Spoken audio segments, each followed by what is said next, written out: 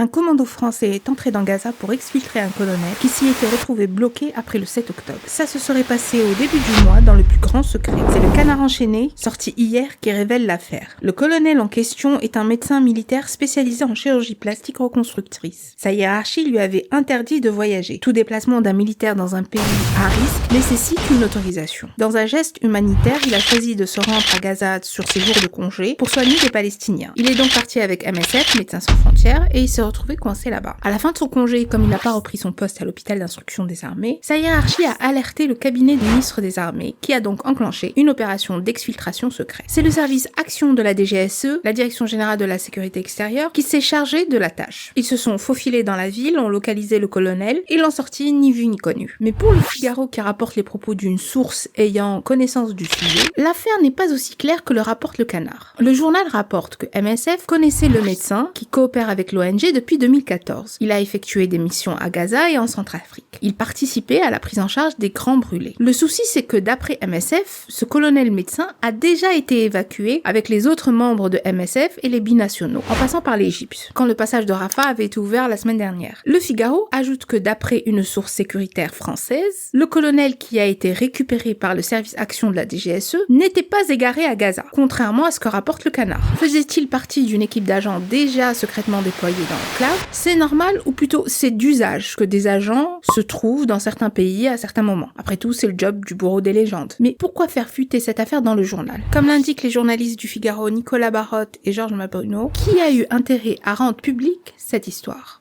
Je vous laisse me donner votre avis en commentaire. Et n'oubliez pas, likez, partagez, commentez, ça aide pour l'algorithme. Et si le contenu vous plaît, abonnez-vous.